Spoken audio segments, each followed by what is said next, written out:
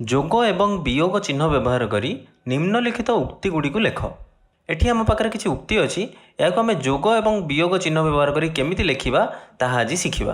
प्रथम उक्तिटी आमु कोन देइछि, ए ठारू 11 अधिक। पिला माने मते कह 2 ठारू 3 अधिक से संख्याटी केते?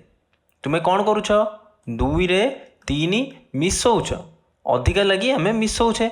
सेमिति ए ठारू 11 अधिक, तेणु आमे लिखि परिबा ए जुक्त 11। तापर प्रश्न को जीवा, डी एवं 9 रो जोगफल। आमको कहिछि कोन, जोगफल कहिछि, जोगफल बाहर करबा लगी जोगफल रे आमे कोन करू, मिसौ, डी जुक्त 9। तापर प्रश्न, 5 ठारू x अधिक। सेमिति अधिक रो अर्थ आमे मिसेइबा, 5 ठारू x अधिक, तेणु 5 रे x मिसेइबी। एबे q ठारू 9 उणा। उणा अर्थात कोन, उणार अर्थ होची कम।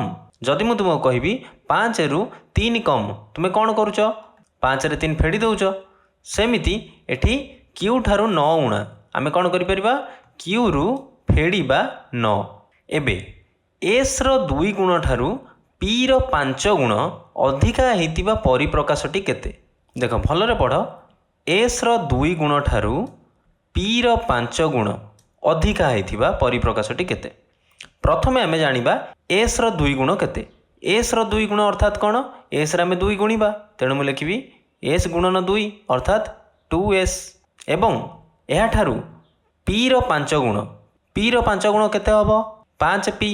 आमे 5 रे p गुणिबा, 5 गुणन p भी लिखि परिबी, 5p भी लिखि परिबी। कहिला कोन, s रो 2 गुण ठारू अर्थात 2s ठारू एतिकी अधिक, अर्थात एठी आमे कोन करिबा, मिसेइबा, कारण 5p अधिका। एवं परिप्रकाशटी केते हैला, 2s जुक्त 5p। l रो 3 गुण ठारू, सेमिति l रो 3 गुण आमे लिखिबा 3l। m रो 1/4, m रो 1/4, 1/4 रो अर्थ कोन, 1 विभक्त 4। m रो 1/4, तेणु 1 विभक्त 4 गुणन m केते हबो, m विभक्त 4, तेणु लिखिबी m विभक्त 4।